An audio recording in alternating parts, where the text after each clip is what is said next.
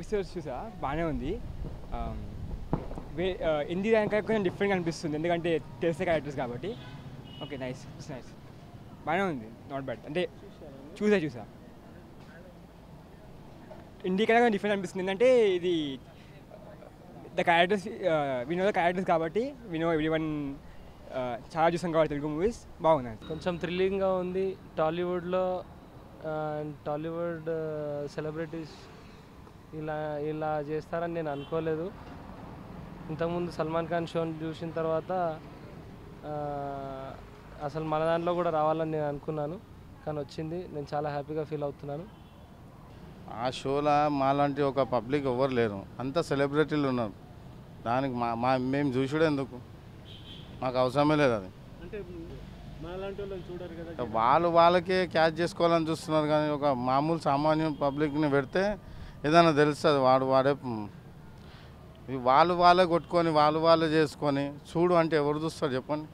అంటే మీరు ఇప్పుడు ఆ షో చూసినట్టే కదా. అసలు నేను ఆ షో, అట్లాంటి షోలో నేను ఎంకరేజ్ చేయను. మరి అంటే మీకు ఆ సెలబ్రిటీలు ఎవరో తెలుసా?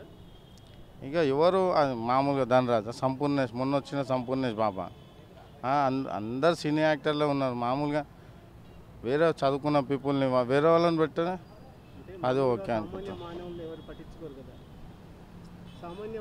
వీళ్ళంతా పబ్లిక్ అంతా పిచ్చి వాళ్ళలాగా చూస్తున్నారు, వాళ్ళే కొట్టుకొని వాళ్ళు చూసుకొని ఎందుకు మాకు. అంటే ఇప్పుడు పబ్లిక్ నేను అదంటలేను. ఆ బిగ్ బాస్ మాలాంటి వాళ్ళ గురించి మమ్మల్ని ఎవరన్నా, ఒక స్టూడెంట్ లేడు, ఒక స్టూడెంట్ ఒక రాజకీయవేత్తని అందరినీ కలిపి పెడితే అదొక బిగ్ బాస్ షో అంటున్నాను. అదొకటి అన్ని రంగాల నుంచి తీసుకొని బిగ్ బాస్ షో పెడితే అదొకటి ఉంటుంది. మరి వాళ్ళే యాక్టింగ్ చేసి, ఆల్రెడీ వాళ్ళు సినీ యాక్టర్లు ఇంకా యాక్టింగ్ ఎందుకు, వాళ్ళకు నేర్పించాల్సిన అవసరమే లేదు. ఇంకెందుకు చూసుడు, ఆల్రెడీ తెర మీద చూస్తూనే ఉన్నాం వాళ్ళని. ఇంకా క్యాచ్ చేసుకోనికనే తప్ప ఇదేం లేదు.